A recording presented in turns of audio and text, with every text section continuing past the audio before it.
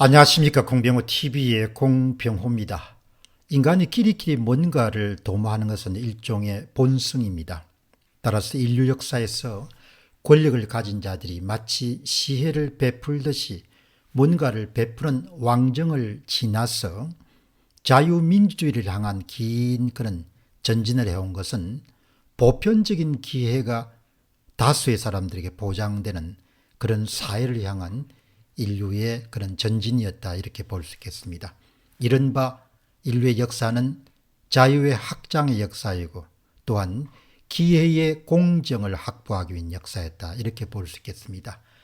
대한민국이든 아니면 다른 나라든 간에 국가가 선진화된다는 것은 사회의 구석구석에서 끼리끼리 모여서 결코 정당화될 수 없는 특혜나 이익을 나누는 카르텔이나 이런 부분을 해체하는 것입니다.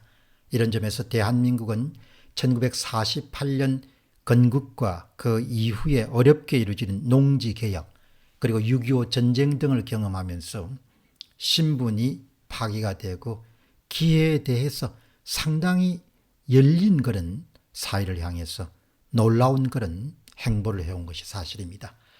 그런데 근래 우리 사회에서는 곳곳에서 자기들끼리 작당해서 뭔가를 해먹는 그런 카르텔 사회의 부활이 빈번히 노출되기 시작했습니다. 한마디로 이야기하면 열린 사회가 역사에 역행하면서 닫힌 사회로 가는 징후가 곳곳에서 보이기 시작했습니다. 정치 권력의 영향력이 확대되면 필연적으로 뒤따르는 부작용이 끼리끼리 해먹는 겁니다. 우리가 정치의 영향력을 줄이고 작은 정부를 지향함과 아울러서 개개인에게 더 많은 선택과 또 더 많은 책임을 돌려줘야 되는 이유는 명확합니다. 정치 권력의 영향이 커지면 커질수록 시장에서 자원 배분이 결정되기보다도 점점 더 많은 몫이 정치가의 손에 처분에 놓이게 됩니다. 결국 어찌할 수 없는 끼리끼리 해먹는 현상이 만연해지는 사회가 될 수밖에 없습니다. 조금 전에 황교안 후보가 특별한 그래프를 하나 자신의 SNS에서 공개했습니다. 제목은 4.15 부정선거의 검은 커넥션입니다. 짧은 황교안 후보의 의견은 힘들어도 끝까지 파헤쳐서 선거 정의를 세워내겠습니다. 이런 문장과 함께 아주 잘 짜여진 그런 그래프가 한 장 소개됐습니다. 멋진 그래프는 긴 글을 단 하나의 그림으로 압축해서 사람들에게 전달하는 그런 강점이 있습니다. 그래프의 중앙 상단에는 중앙선거관리위원회와 4.15 선거무효소송 피고 첫 번째 인물이 등장하게 됩니다. 권순일, 4.15 총선 당시에 중앙선거관리위원회 위원장이자 대법관이었습니다. 그리고 그는 이재명 대법원 무죄 판결의 주역이었습니다. 그리고 이번에는 대장동 개발비리 사건의 주역인 화천대유의 고문이었습니다. 두 번째 인물은 문상부 전 중앙선거관리위원회 상임위원을 지냈고 현재 국민의힘의 당내 경선관리위원회의 선관위원입니다. 그리고 중앙선거관리위원회의 대표하는 법무법인 대륙아주의 고문직을 수행하고 있습니다. 특별히 황교안 후보는 대륙아주 고문에 붉은색을 칠해두었습니다. 대륙아주 법무법인이 모든 커넥션의 중심에서 마치 허브 역할을 하고 있기 때문입니다. 세 번째 인물은 이성택입니다. 진보 성향의 변호사로 대통령 추천 몫으로 2020년도 3월 17일 날 중앙선거관리위원회 상임위원으로 임명된 사람입니다. 이 사람 역시 대륙 아주 변호사입니다. 네 번째 인물은 윤상화입니다. 중앙선거관리위원회를 대리하는 피고를 대리하는 대륙 아주의 변호사입니다.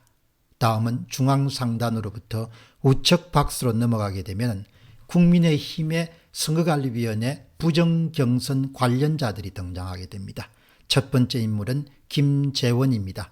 국민의힘의 삼선 국회의원, 그리고 현재 경선과 관련된 당 공명선거 추진단장입니다.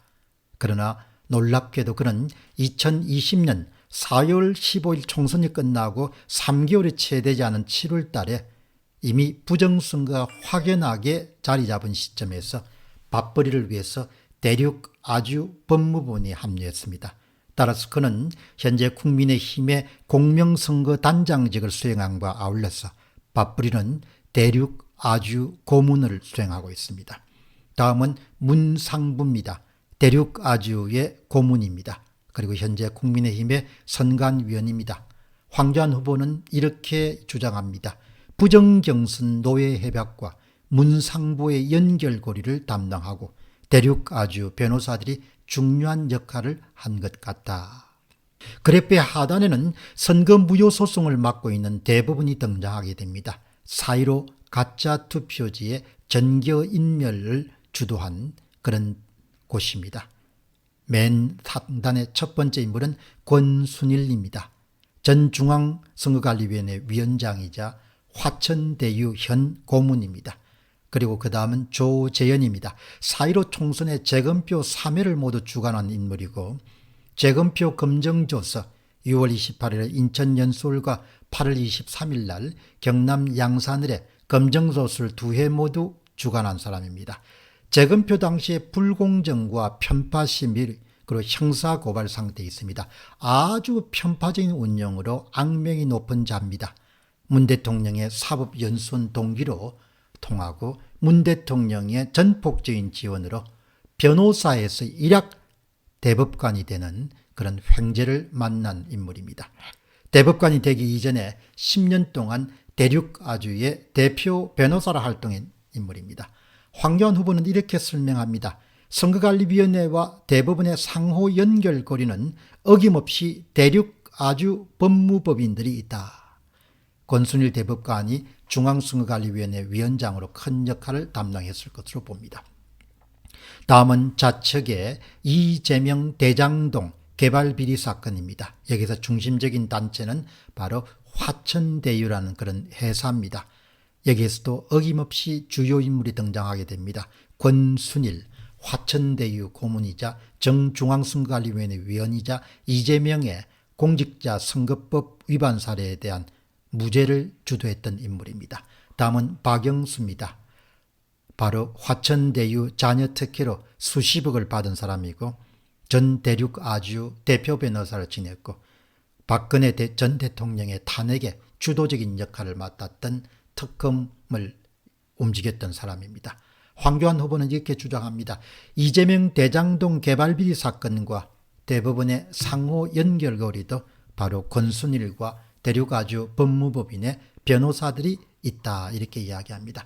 황교안 후보는 이재명 게이트로 불리는 대장동 개발비리 사건과 4.15 부정선거 그리고 국민의힘의 경선 조작 등 모든 중심에서 대륙아주 법무법인 출신들이 굵직굵직한 자리와 역할을 차지하고 있음에 특별히 주목하고 있습니다.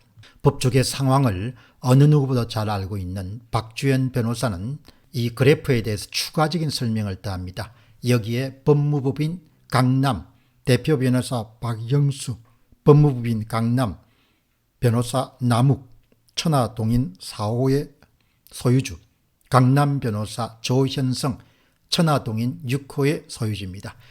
경기도의 대장동식 커넥션 등도 연결되면 대한민국의 부패고리 축소판 완결본이 완성되게 됩니다. 여러분이 보시다시피 끼리끼리 해먹는 사이의 한 단면을 여기서 활용할 수가 있습니다. 그들에게는 나라가 어려워지는 것, 그들에게는 나라가 망하는 것, 그런 것은 별반 중요한 문제가 아닐 것입니다.